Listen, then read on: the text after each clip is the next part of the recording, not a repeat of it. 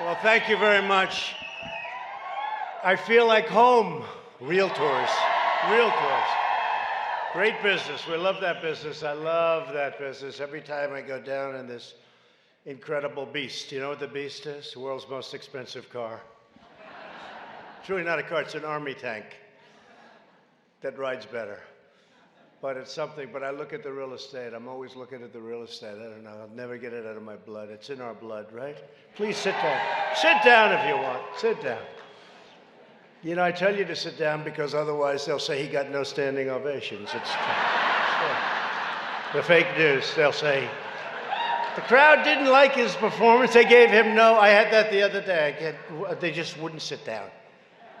So they said it wasn't one of his better speeches. He got no standing ovations because they never sat down. It was one. But we love you people, and I know they were just telling me, John, that it's a record. They have people here. They have people in all the ballrooms all over this beautiful hotel. And they have people outside, in closed circuits. Somehow you people know real estate, so you know you have the best location, right? But I'm honored to be here with the hardworking men and women who help millions of families live the American dream. And that's so true. The incredible members of the National Association of Realtors, a name I know very well. I want to thank my friend. He was my friend, my competitor for a while, but he was still my friend. Secretary Ben Carson for his tremendous leadership. Stand up.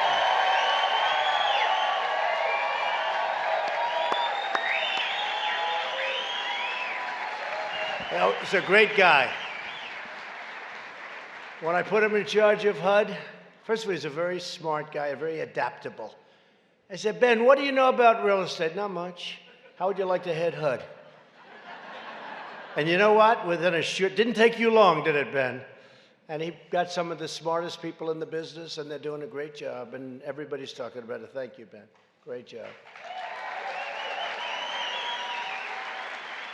And I also want to thank the president of the National Association of Realtors, John Smaby. Where is he? Where is he? Hi, John. Please stand up. Thank you, John. Great job. Thank you, John. Popular.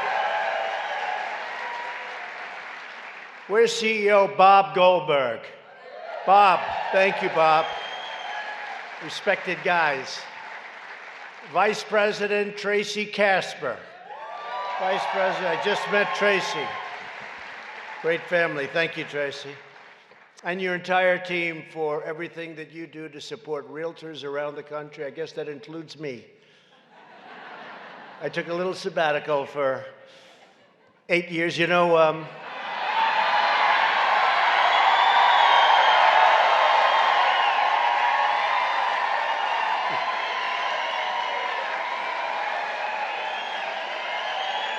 but I miss you. But I miss you. But we get you one hell of a tax cut, didn't we? Did we do it?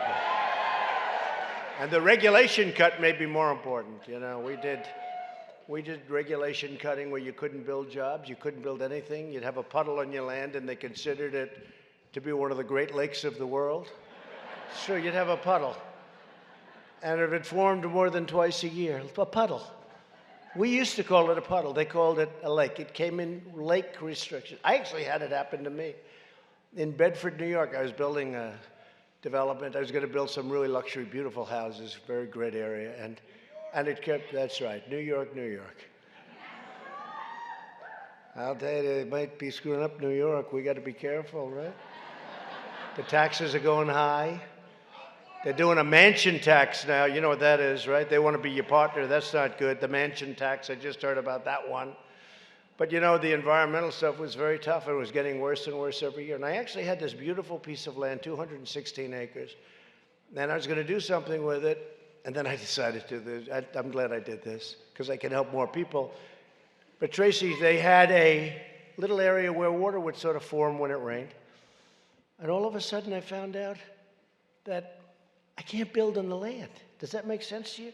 I can't build on the land because it was considered, for all intents and purposes, a lake.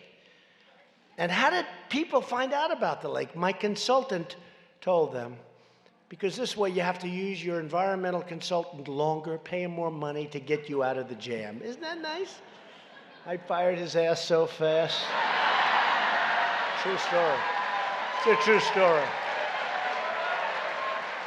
A true story. I'd see them up in Albany, what are you doing here? And they were making it more and more difficult, so you had to hire a lot of people. But that's what we're getting rid of. We're getting rid of a lot of the regulations. And frankly, I've had some great business leaders talking to me. And if they had their choice between, we have the biggest tax cut bill in the history of our country, and we also, in that bill, got included ANWR, one of the great oil sites in all of the world, in Alaska. And we got rid of the individual mandate, which is by far the biggest problem with Obamacare, the individual mandate. Where you paid a lot of money for the privilege not to pay a lot of money for health care. How about that one? This is the only thing. You paid not to have it. You paid a fortune not to have it, and we got rid of it. So, but we are doing regulations, and I think regulations, frankly, maybe are a bigger reason for our tremendous success as a country over the last 2.5 years, maybe even bigger than the tax cuts. I mean, it's incredible what's happening. I just left Louisiana, and we're building, oh, wow. Well, then you know what I'm talking about, building a tremendous LNG terminal, LNG refiner. It's $10 billion, one of the biggest in the world. It must be a mile long. I've never seen anything like this. It's a building, but it's all pipes inside, all pipes. There's no space, there's all pipes. They didn't use any space, Ben. And I've never seen it, it's incredible. $10 billion, 10,000 jobs. Louisiana, now they're gonna do more of them. And if you look over the last 40 years, I don't think we built a refinery, or certainly we built very few of them. And now we have a lot of refineries going up in great locations, and it's really incredible. Nobody thought they'd ever see a refinery built, but we worked with the EPA, and we worked with people that were really stopping them.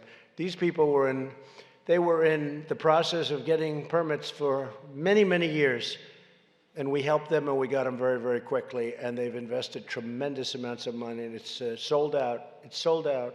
For 20 years, it's all sold out. See, that's no different than an office building. You sign a lease, and you get your financing, right? These people, they sign with countries, and they get their financing. But I think it's bigger and probably even better, if you want to know the truth. And they're happy, and it's a lot of people that are working, and we did that, but we did many of them. We did the pipeline, as you know, the big pipelines, the Keystone XL pipeline. We did the, right? That was dead. 48,000 jobs, and the Dakota Access Pipeline. And these are tremendous things, and frankly, environmentally great, better than tracking it down, better than putting it in trains, better than doing any other way. And it goes to the various parts of the country that need it. They're fantastic. These are things that would never have happened if other people got into office. I could almost say if almost anybody else in the world got into office, I don't think it would have happened, including Republicans. But before I begin, I'm pleased to announce that we've just reached an agreement with Canada and Mexico, and we'll be selling our product into those countries without the imposition of tariffs or major tariffs. Big difference. As you know, Canada has been for years, and we have a great relationship with Canada and the Prime Minister. We have a great relationship, but they've been charging us extremely high tariffs, as much as 285% or more for our agricultural products, which is an absolute barrier. It's essentially a barrier. In other words, when you pay 285, guess what? You know what they're saying? We don't want your business. So it was a barrier to our farmers being able to do business with them, to our farmers being able to sell product in there. So that deal is going to be a fantastic deal for our country. And hopefully Congress will approve the USMCA quickly. And then the great farmers and manufacturers and steel plants will make our economy even more successful than it already is, if that's possible, which it is possible.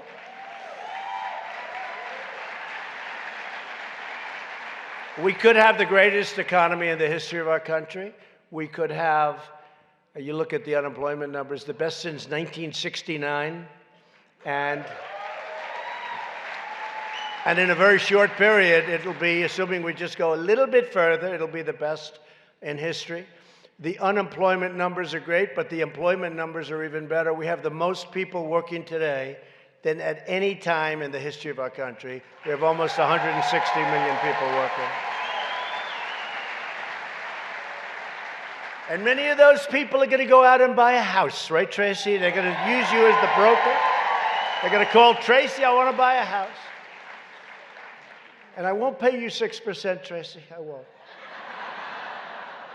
I'll pay you 1%. I was famous for that. No. Don't worry. Nobody accepted it. Don't feel. But I tried like hell, I'll tell you. No, but I'd get it down to 4 or 5. That's not so bad. I had one case in Palm Beach. Believe it or not, $100 million house. Can you believe it? And the broker did a fantastic job. And I told the broker, I'm paying you more than you're supposed to get. He got millions. Sold the house for $100 million. You believe it? Bought it for 39. Then I sold it for 100. It wasn't immediate. It took a couple of years. That's okay. I had to paint it inside a little bit, little paint, little fix-up, little fix-up. I call it a turnaround. Because I had nothing to, I had a beautiful house, Mar-a-Lago, and I said this was one that came onto the market through really a tragedy, a very sad situation with the owner had a tremendous problem. And so anyway, it was put up and I got it and I sold it, I flipped it, but I had a great broker, 2 good brokers actually, but I paid them more money than they actually asked for. I made a deal with them and I paid them more. And I've done that a lot. I've also done it the other way where I'm not so happy. Then I do a little, but I won't talk about that today. We'll save that for another time. But really, there's nothing like a good broker. I mean, you're no different than a great surgeon, a great anything. I mean, it's true. It's true. And you're not all brokers. You're realtors, and you build, and you rent, and you lease, but you sell. And honestly, I've seen cases where you give it to the wrong person, and you just sit, and you just die with it. And then the right person comes along, and it's like genius. It's like genius. And you have to remember those people. Those are great people. And you have to reward them properly. I really mean it. You have to reward them properly. So you are really, truly, fantastically talented people. There are some probably in this room that don't have such great talent. You know who I am, and you know who they are. But you have some tremendously talented people in this room. I know this business so well. I love this business. And you have people that can really do a job that very few people can do. And frankly, if you went into another business, you'd do great with that too. But there's something about the real estate world that's it's incredible. You just love it. It's in your blood. It's in your blood. So even as president, and that's why I tell you, even as president, I ride down those streets and I say, wow, is that place nice? Wow, what could you do with that? Look at that site. And then I said, wait a minute, I have to deal with China. Forget about this stuff. So I love your business, and we're here today because realtors play a special role in the American economy, and that's true. I would think it's the largest business in this country when you add it all up. You add up all the family firms and the big real estate firms and the single-family home builders and the ones that do a lot of homes. I mean, thousands and thousands. But you add it all up, and it's the biggest business. There's nothing close. It's bigger than oil and gas, which is big. It's bigger than cars, bigger than anything. As a group, you're a tremendously big business and a very powerful business politically because you have numbers. Numbers is power. When a young family needs room to grow, when a new job sparks a new adventure in a brand new, beautiful city, when parents want to find the right neighborhood and schools for their children, Americans put our trust in you, our great realtors, and that's true. Very important.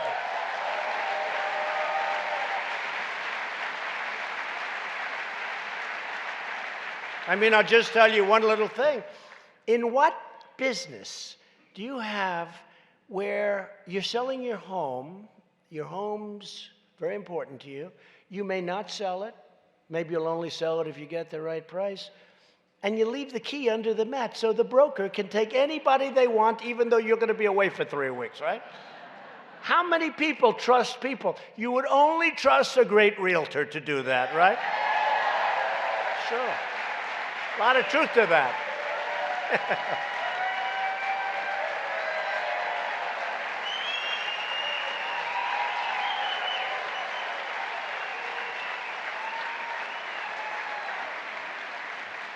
See, I have a speech, and I have great speechwriters, but they don't know this kind of stuff. So this is all, so far, this is all off cuff. But they don't know what I know, and they don't know what you know, because they write speeches, and our economy is great. But you've heard that before, right? But they don't know these kind of little things, right? And those are the little things that make you great. Home is where our hearts are. And all of you, as Americans, you find a home for the ones that you love the most. So today I want to thank all of you. This is a time of extraordinary opportunity for our country. And as I said, I think our country is doing better now than we've ever done before as an economy. And I think it's going to get even better. We're the envy of the world. There's only truly never been a better time, in my opinion, to build and break ground in America. People are making a lot of money, and they're doing well, and jobs are so good, and so many positive things are happening. We've added nearly 6 million jobs since my election, including more than 120,000 real estate jobs. You believe that? See, I view that as a negative. I say 120,000 more people that we have to compete with, right? What do we need that for? We've also gained more than 650,000 new construction jobs. And you know, and if you remember when I first came here, and if you remember 3 years ago, 4 years ago, 5 years ago, it wasn't so good, but right now, America really is once again a nation of builders. We're building again.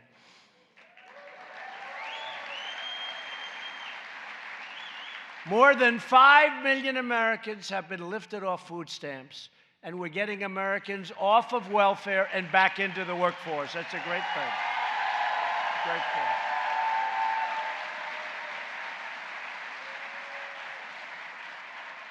That's a great thing. I mean, you think of that, 5 million people off of food stamps. You know what that costs? First of all, it's a tragedy. But you know what that costs? So they're off, and now they're working. So they're actually paying taxes instead of really it's costing a lot of money. Food stamps are very expensive. And very importantly, women filled more than 60% of all of the new jobs created over the past year. 60!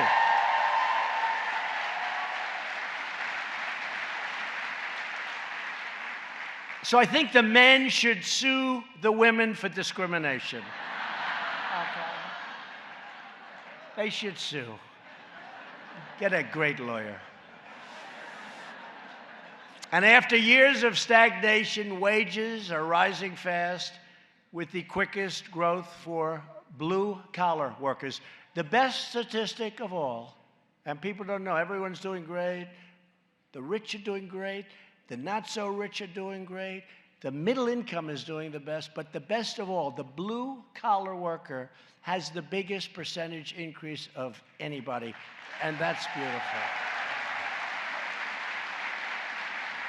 And these things didn't just happen by accident. They happened because we are taking out this power out of Washington, these bad people, and returning it to the American people where it belongs. Just think about Comey and these characters.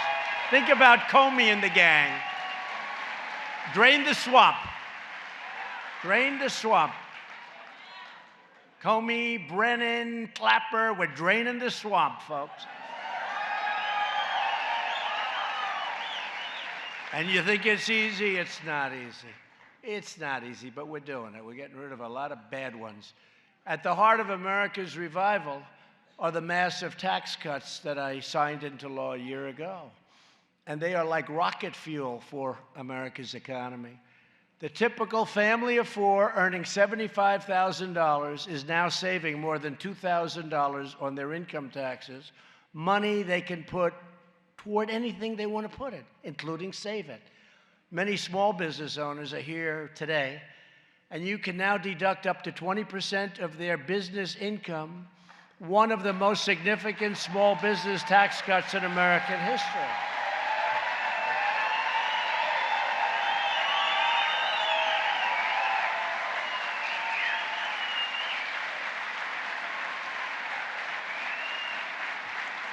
Thank you. It's so good that you see that, because a lot of people, you know, they're all getting these tremendous tax cuts, and a lot of people don't know they're getting them, and sometimes they're taken out by the business, so, you know, they're getting checks, and they notice they're a little bit bigger, but they don't really notice. You people, many of you have your own businesses, and you see the kind of money that you're making, much more money, and you're investing much more money.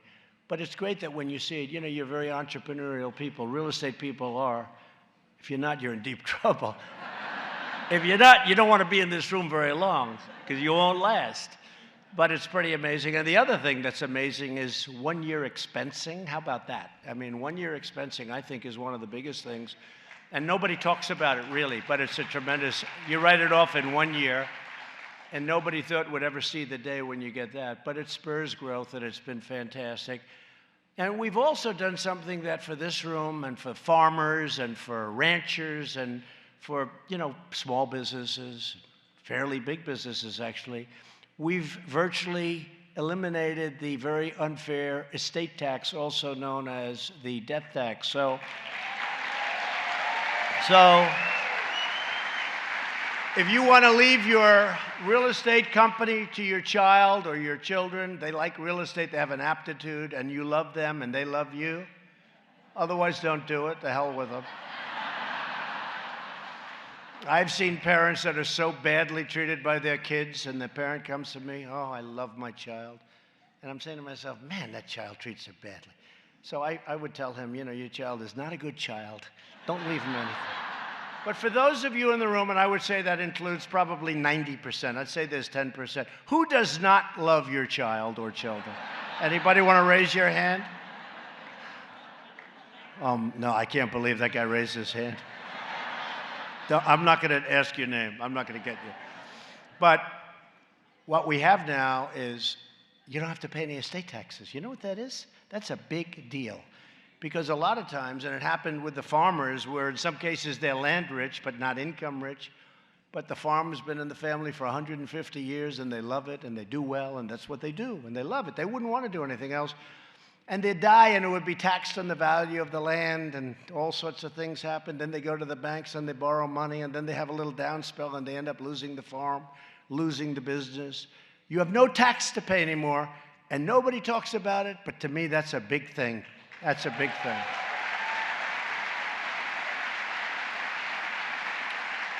And thanks to the opportunity zones where Ben Carson's been working so hard, right? Made possible by tax reform, we're making enormous investments in distressed communities. Tremendous. I will tell you this, and Ben, I think you can agree with me. He has to agree. By the way, if he doesn't, he will tell me. I guarantee.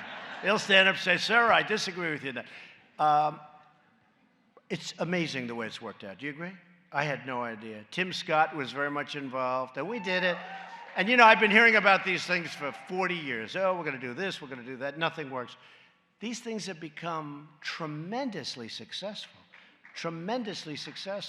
in areas where money was never invested.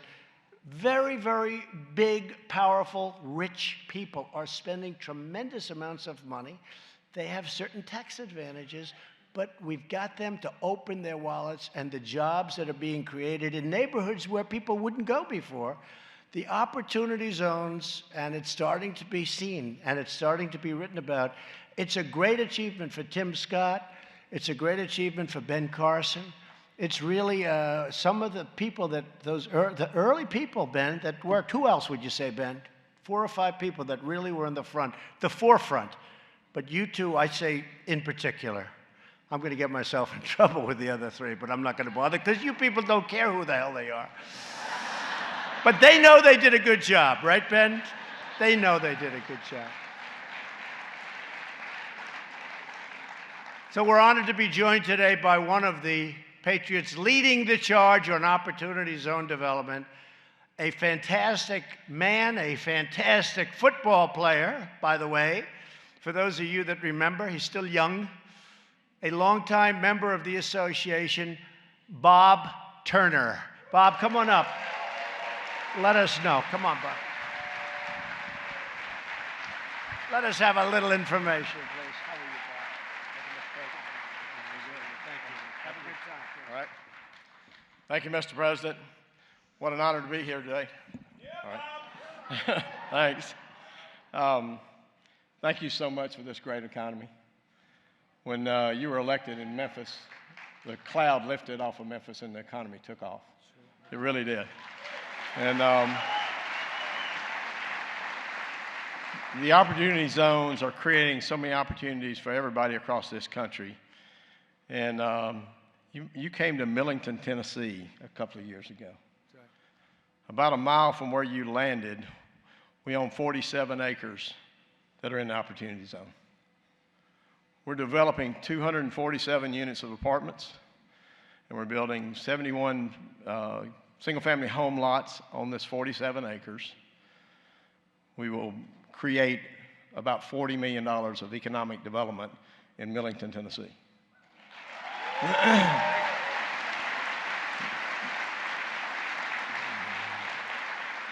Millington has not seen any new developments for over 10 years. No new apartments, very few houses, and it's home of the Naval Air Station, Naval Base, with your fine patriots. And it's going to make a change in that town. We're also developing a large development in Memphis. It's 1,500 apartments, a hotel, and about 35,000 square foot of retail space that'll create about $400 million in economic development. It's not in the opportunity zone, but it's creating a tremendous amount of jobs in Memphis. Yep. Great place. Yep. So, as realtors across this country, we've been talking about this all this week, and I've told them they are the catalyst for this opportunity zone with Mr. Carson and President Trump.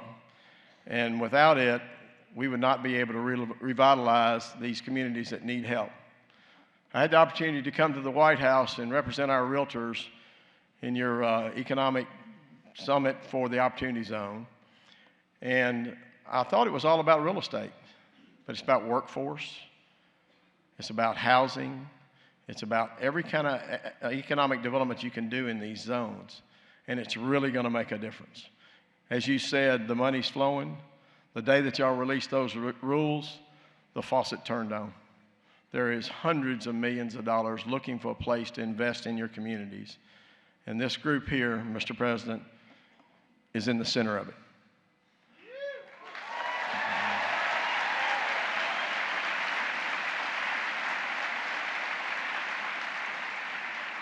Our realtors are going to create this situation in every city and town across the country and be the catalyst for building these opportunity zones out to put people to work and put people in homes and revitalize our nation.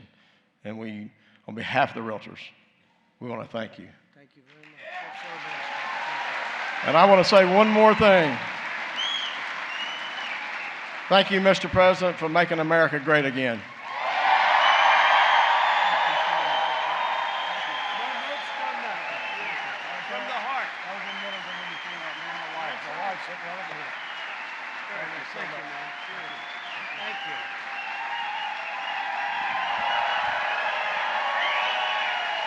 Thank you, Bob.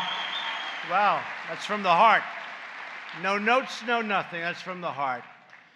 And I have to tell you, a man who just won, I introduced him, but I'm going to ask him to take a little bit of a stand. Your president, because John Smaby, you really wanted Trump, and look how you turned out. Right? Stand up, John. Will you play? He wanted Trump. He wanted Trump. Thank you. Thank you, John. Great job, John. So as our economy booms like never before, we're lifting millions of our citizens from welfare to work, dependence to independence, and poverty to prosperity. But as everyone in this business knows, nothing kills economic growth faster than government bureaucrats, regulation. With all that power and not enough common sense, lots of bad things can happen quickly. And that's why we're waging a historic deregulation campaign that especially affects the real estate business. And that's liberating our citizens from bureaucracy and freeing our economy to soar higher than ever. And it can continue to go up. To see the disastrous results of overregulation, you take a look at what's going on in California. Housing costs are among the highest in the country. Development restrictions make it sometimes impossible to build what they do. I mean, years and years of turmoil. I have one job. It's called the Coastal Commission. Oh, they're fun to deal with. If you're really good, you'll have your permits within 20 years or not have them within 20 years. We vote no. Wait a minute, we've been looking at these things for 20 years. We vote no. How about that? How about when you're looking at a permit, you've devoted millions and millions of dollars, and you go into that hearing after years, and you have no idea if they're going to vote yes or no. And oftentimes they vote no. So we're trying to end that. State and local regulations can easily add $200,000 to the price of a single home. And it's no surprise that in California, and I don't want to single them out, but they have a train going up now. You know, this fast train, you heard about this disaster? I mean, you people know how to build on time, on budget, preferably ahead of time and under budget, right? This is a train that's not working out so well. It's a fast train, but not a bullet train, so it's not that fast. And it was going to go from San Francisco to Los Angeles, and then a thing called cost overruns happened. And many of you know about it. Well, it's in the thing today, because I said, we're not paying any more money for it. California's lost control. And it's an incredible thing. It's got to be a straight run. And they build a section, and then they build another section way away, and then another section. And then they want to hook it up. It doesn't work. You can't hook it up. Can't. Doesn't hook. It's a little crooked. The train doesn't go good that way. So they say, let's rip the sucker down, we'll start all over again. This is like a catastrophe. Like hundreds of millions over budget, totally out of control. And we told we're not going to do it. I mean, we're not going to. It's been under construction forever. So think of this. Think of this. It was going from San Francisco to Los Angeles. Now, the price had to be very, very high. Much more expensive than Southwest Airlines, which goes in 1/3 the time. So I say, wait a minute, what are they doing? You got an airline that goes from San Francisco to Los Angeles, much faster, and it's at less money. So how does this work? And again, it's not that really fast train, it's just a fast train. Meaning it's slow, meaning it's obsolete, right? You know, it's obsolete before, if you're gonna do it, you do the bullet train, you do the really fast deal. So it's obsolete before they start, but they had a way of doing it. They were going to show me the governor, nice guy, nice young guy. Talking about forests. Clean up your forests. You won't have forest fires. Clean them up. He blames it on global warming. I said, no, try cleaning the floor of the forest a little bit so you don't have 4 feet of leaves and broken trees that have sit there for 25 years. Try cleaning the floor of the forest. You won't have forest fires. And I got killed for that. It's called forest management. I got killed for that. And then about 3 weeks later, they announced I was right. Because I was out there last year, and what I saw was so horrific with some of the fires. So many people killed. The fire was, you talk about bullets, the fire was like a bullet. So on the train, they have a solution. The solution was, we'll make it shorter. So instead of going from San Francisco to Los Angeles, beautiful, right in the middle, they cut all of that out. They cut all, and now you go from this tiny little town to another tiny little town for billions of dollars. And they think they can do it for just billions of dollars more than the original projection. These people are crazy. So I told the great Elaine Chao, Secretary of Transportation, doing a fantastic job. I said, Elaine, it's over for them. This has been going on for many years, long before I got there. I would have told them, I would have said, listen, if an airplane's much faster, what are we doing? No, what are we doing? And I also would have done the super modern thing, and we would have had it built on time, and we would have had it built on budget, and it just didn't work out that way. It's a mess, and we're not paying any more money into that one. That's a disaster if you've ever seen it. Make it shorter. How do you like that, John? Is that a good idea? Cut the big cities out, a little too much, too expensive. Let's make it like real short. You have 3 people on it a day.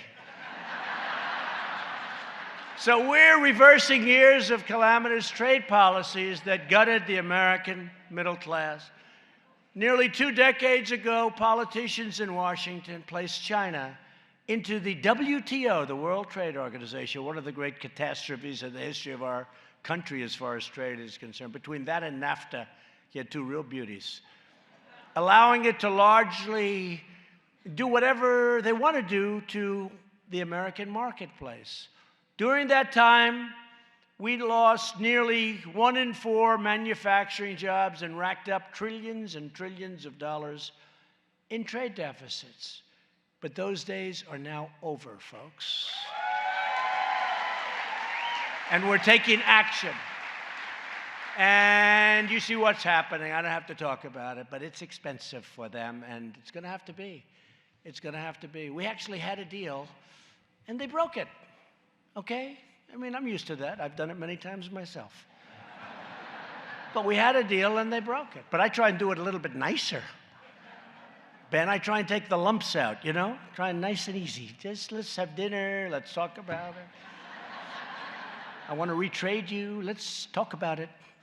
But they took out a lot of the things that we negotiated that were done, and I said, can't do that. Sorry, you can't do that. You've been doing that too long to our poor presidents that had no clue what was happening. And you can't do that. So we're putting tariffs. We have 25% tariffs on $250 billion, and they're paying it. And believe me, you know, so many people say our people pay. They pay a little bit, but it's worth it. It's really worth it. But, you know, China subsidizes these big plants, so it's not really coming, and they keep the price the same, and they subsidize it. And also, you take a look at what's happening. If we build here, there are no tariffs. You know, people don't realize that. If we build here, you know, right now you become dependent on buying things from outside. If we put a little factory or whatever to make whatever product they're buying, and a lot of people are now looking at it. And the other alternative, you buy from another country where they're not tariffed, where they're treating us more fairly and we don't tariff them. So it's hundreds of billions of dollars. And out of that, we're going to give a portion of it to our farmers because these are great patriots. These are people that don't want anything. They just want a fair playing surface. And our farmers are going to do really well. I mean, they're doing well, but they're going to do really well. Between that and the USMCA, our farmers are going to be very happy very shortly. But you're talking about maybe $15 billion to our farmers out of $125 billion. And they're really, you have to understand, they've taken the brunt because China, to negotiate with us, said, well, we're not going to buy any of your farm products. So I called Sonny Perdue, our great Secretary of Agriculture, and I said, Sonny, what's the biggest amount they've ever spent in this country? He said, about 15 billion. People could say 18, 19, but basically 15 billion. I said, so let's take 15 billion, set it aside out of the 100 or 125 billion, whatever it may be. And what we'll do is the farmers will sell at a lower price because of competition. And what we do is we make up the difference. We have a little bit of a difference. We make up the difference. So they do great. We do incredibly great. But you have to understand, they use the farmer because the farmers were all for Trump. And the farms, what people don't realize, you go back 18 years, the farms have been going like this, been going steady. It's not just, you know, I'm here 2.5 years. But you can go back 18 years and you see what's happened. Hasn't worked out. NAFTA's been bad for the farmers. A lot of people don't realize it. They get stuck on it out of habit. But we're taking care of our farmers, and everybody's happy about it. I've never heard a complaint, literally. But these are patriots. I watched some people on television today because some of them don't even know what I just told you. They said, yeah, we're hurting, but I know that China is doing terrible things to us for many, many years. and we want our president to fix it. And this is the only president that's had the courage or the guts to fix it, and we're behind our president all the way. That's the farmers say that. It's the farmers.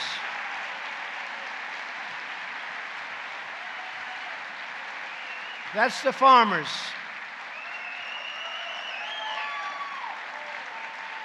Farmers are incredible. I don't know. They may even be better than the realtors as far as I'm concerned. I think they're better than the realtors. I'll tell you a quick story about farmers, though. Recently I had about 22 of them in my office in the White House, in the Oval Office, the room right next to a beautiful conference room. And we're sitting there, and they're explaining how, they're not doing the business with China. Then, frankly, not doing the business with Canada, Mexico, because immediately, in order to negotiate, they stop buying from the farmer, right? Because that puts political pressure. They think it's very unique. It's not unique at all. But I said to them, so how are we doing? They said, well, we're not doing well. I said, well, we're going to help you out. We're going to give you subsidy. I'm going to try and get you subsidy. And one of them looks at me and says, sir, we don't want subsidy. We don't want a handout. We don't want that. I said, you got to be kidding. You're the only group that's ever said that to me. Countries come in, they want help. Everybody wants help, they want free. What do you mean by that? We don't want that. We want to produce. I've been on this land with my family for 150 years. He said, my family's been here for 152 years or something. He said, we just want a fair playing field. It's not fair what they've done to us with Canada charging us 285% tariffs. We took care of that. With all of the things that happens, and then China, every time they want to negotiate with the United States, they stop buying farm product. And China's massive. They can buy a lot or stop buying a lot. And they use the farmers to negotiate, and especially with me, because they know I love the farmers. And they know the farmers, you look in the middle of this country, that whole thing is beautiful Republican red. That whole thing. So they use them. But I thought it was incredible. They said, we don't want subsidy. We don't want a handout, sir. We don't want this. We want just a level playing field. Let us do what we do better than anybody in the world. I said, man, is that nice? And every single person in that room agreed with him. It was great. So I had to tell you that story. It's not a real estate story, but I found it to be pretty amazing because I'm on the other side all the time. Every day people come in and they all want something. Countries want military protection. Really? You want it? Wealthy countries, you going to pay for it? No, we would think you'd pay. Oh, really? Those days are over too, folks.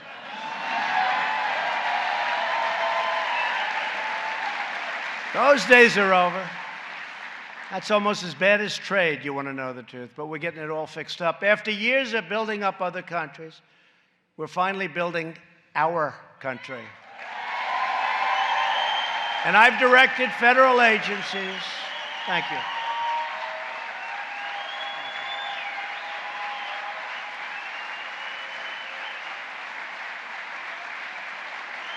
Thank you.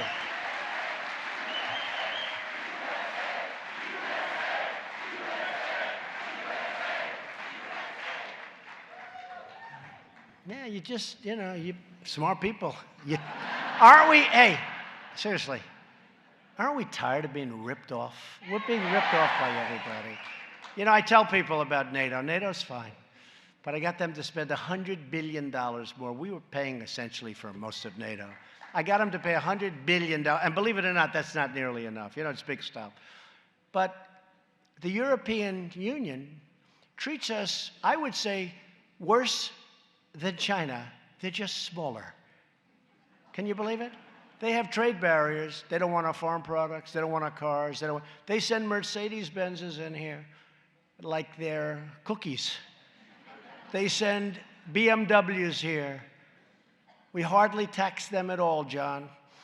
We hardly tax them at all. Yet you want to send our cars over there? Forget it. You want to send our agricultural products over there? Oh, I'm sorry. We don't want them. We have our own farmers. It's a very unfair situation. Medical equipment's a big business, believe it or not. All the big equipment, medical stuff.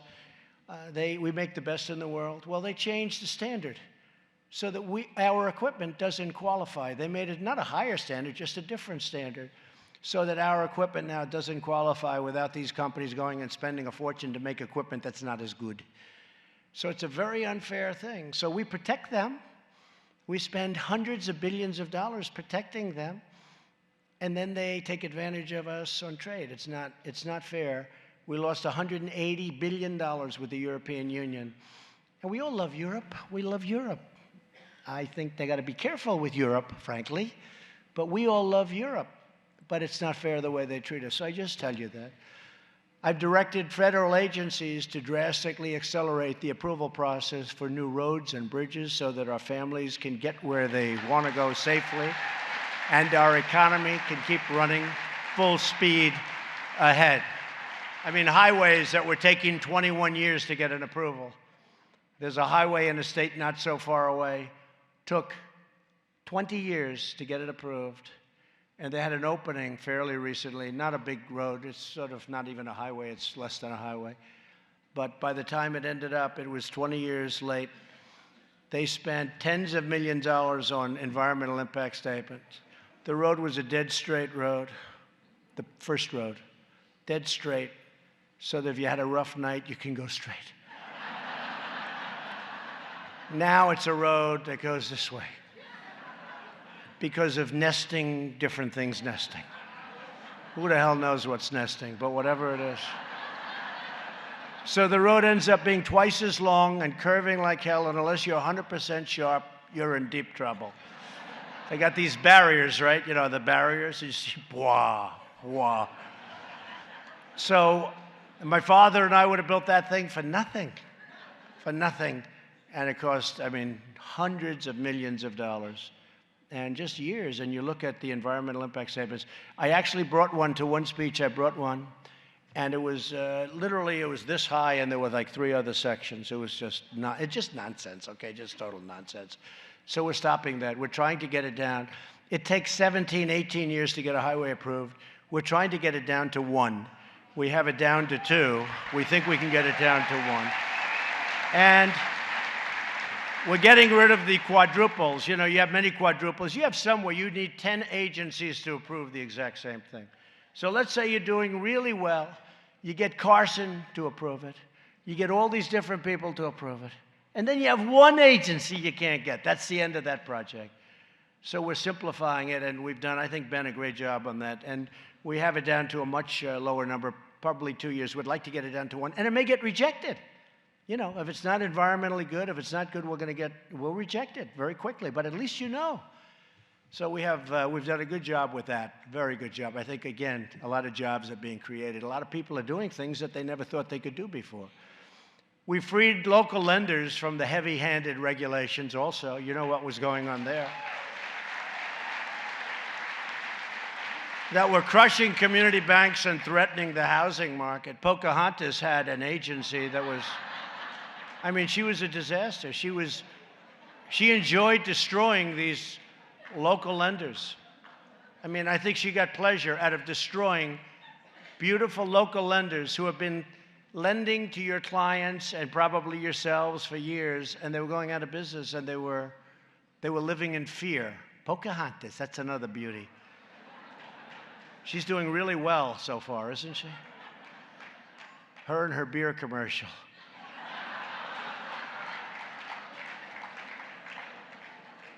How about the kid? Did you see the way she got the kid? Did anybody see that? Anybody see? Where she wanted the child brought in front of her? What? Boy, that kid moved quickly. No, she's got a lot of pent-up anger. She's an angry person. But you know what? Making it very tough on people that you know. You know exactly what I'm talking about. And now we have that running beautifully, and they're loaning, and they're nice people. You know, they're nice people again. By some estimates, under the previous administration, CFPB regulations cost credit unions a stunning $6 billion. Well, that's what we're talking about. That was her baby. And she had the man that was in charge of that running in the great state of Ohio. But Mike did a good job, and I did a good job. We fought, and your current governor came from behind, and he was down by 6 or 7 points with a couple of days left. We went out, we made a rally like you wouldn't believe in the great state of Ohio, and he ended up winning by 6 or 7 points. And that was a great day for Ohio. We love Ohio. That was a great day. Last year, we rolled back the Dodd-Frank regulations that were crippling local banks that millions of home buyers and small businesses rely on.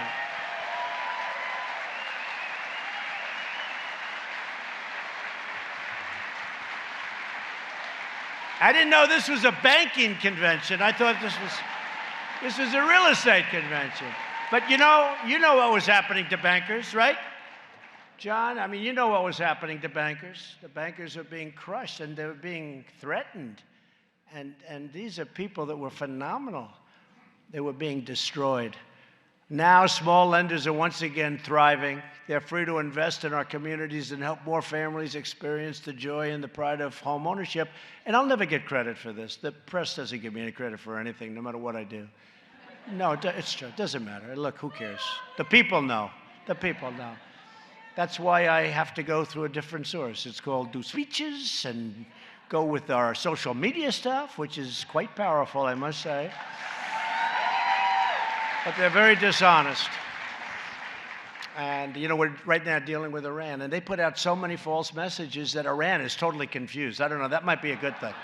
No, they put out the fake news. They put out messages. These people right back here. They put out messages that I'm angry with my people. I'm not angry with them. I make my own decisions. But I'm angry with my people. I'm not angry with my people. I'm worse than they are. They're worse than me are. They're more militant. Mike Pompeo's doing a great job. Bolton's doing a great job. But they make it sound like it's a conflict. And the good news, I was thinking today, I said, gee, what must our adversaries think? And then I look and I say, you know, it's probably a good thing because they're saying, man, I don't know where these people are coming from, right? But they put out false. You know, they say confidential sources. Do you ever notice they never write the names of people anymore? Everything is, a source says, there is no source. The person doesn't exist. The person's not alive. It's bullshit, okay? It's bullshit.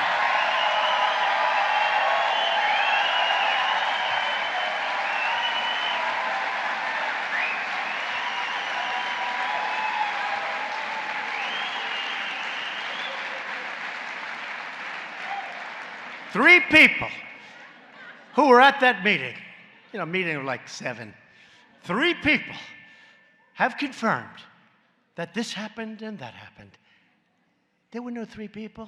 They make it up. These are bad people. These are people.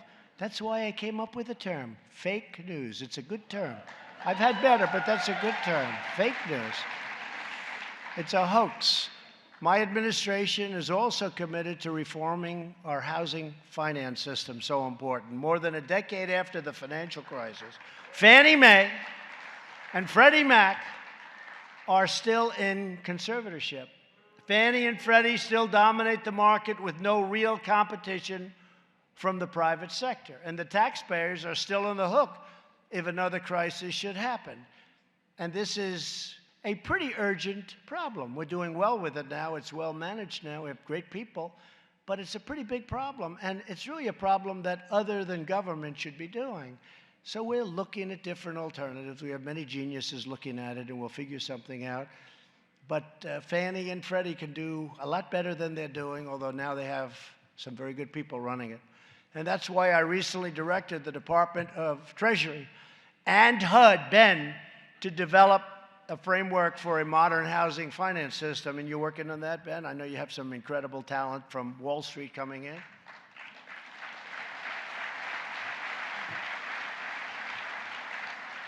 We actually call on very smart people, you know? Somebody said, why are you using Wall Street? I said, because I want to get very smart people. I want to get people that do this. And one that welcomes the private sector, competition, protects taxpayers, and preserves home ownership for future generations to come. So we will be working closely with Congress to pass these critical reforms, and we will consider taking other administrative actions to modernize our housing programs and to ensure more affordable housing, to get rid of ridiculous regulations so you can build and build quickly and build beautifully. Actually, you'll put more money into the house, because instead of spending on a ridiculous paperwork, you'll be able to buy better lumber and better flooring and better windows.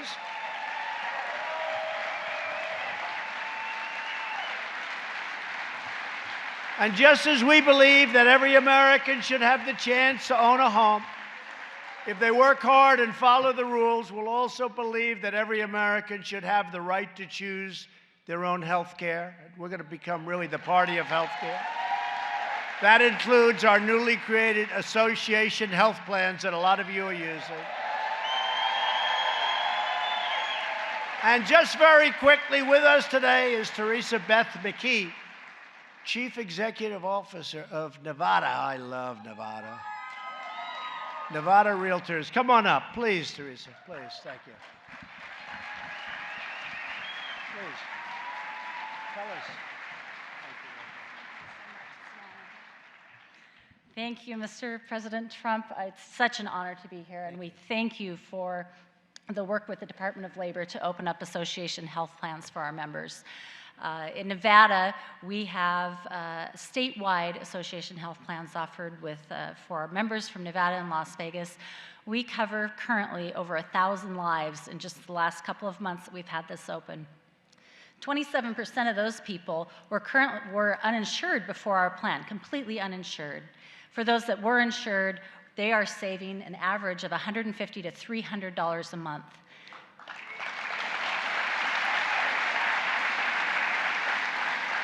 It's saving an estimated $2 million in Nevada this year. And that money goes right back into their businesses and right back into their communities, helping our economy.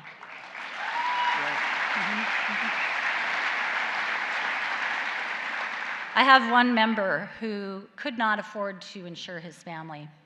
He let his health lapse, needing urgent hip and back surgery. When he was able to finally get this affordable full coverage care in Nevada under the association health plan, he was able to, in his words, get back on track, be the breadwinner for his family again, and make himself great again.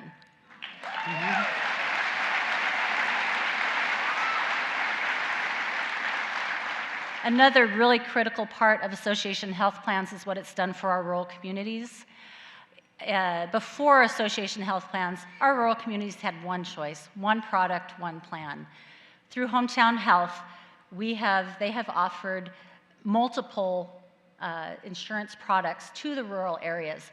That gives our rural realtors a choice now of their health plans, a choice of the products that they use to insure themselves and their families. We recently went, a couple of colleagues and I went and met at the White House with the Department of Labor because association health plans are under attack. And we're working with the Department of Labor to ensure that this critical need for our realtors is allowed to continue. It's critically important to our realtors to have choices to fully affordable and full coverage health plans. Thank you again, Mr. President. It's a great honor. Thank you.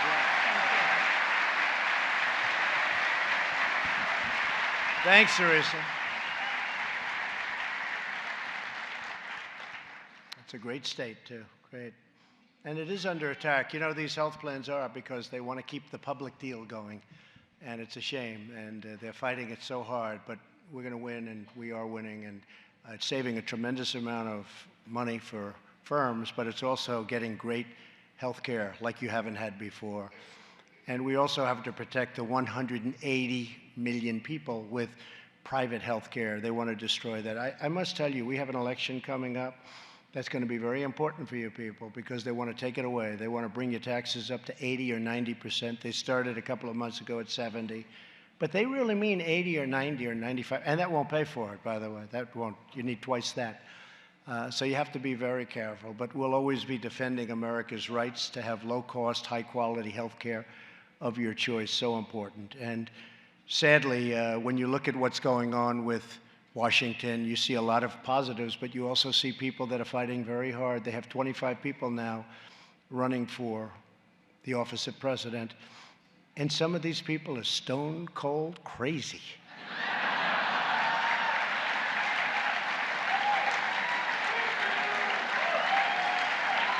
I mean, they're promoting the biggest socialist takeover in the history, really, of the world. Because if you think, I mean, this is the United States, and they have a $100 trillion Green New Deal. Nobody has any idea what the hell it is.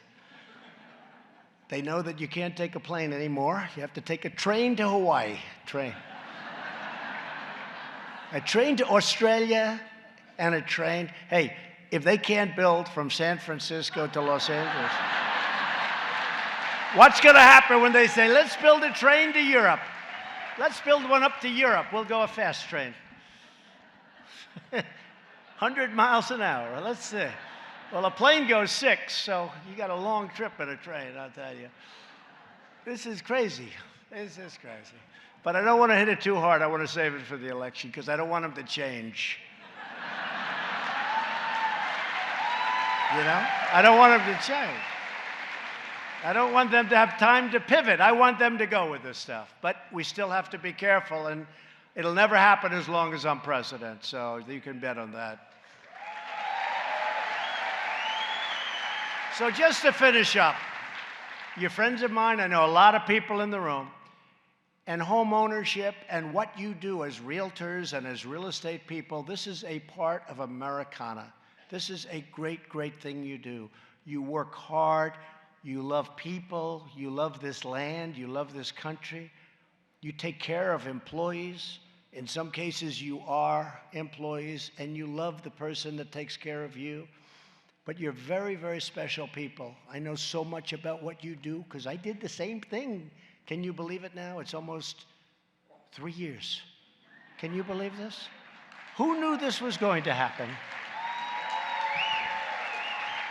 It just shows how smart you are when you can go and do this. And they say, but he doesn't have any experience. But you know, intelligence is a very, very good substitute sometimes. And I'm gaining a lot of experience very fast. I have a lot of experience. And I had a lot of experience because I was in your business. And you do everything. You build, you lease, you rent, you negotiate. You deal with foreign people. You deal with people that live right next door. You do everything. You're very smart, and you love your business. And I loved being here. And John and everybody, thank you. And Ben Carson, thank you. And this was great. And go and enjoy your lives and keep building, and we'll keep the economy strong so that you will go on and on and on. Have a great time. It's been my great honor. Thank you very much, everybody. Thank you.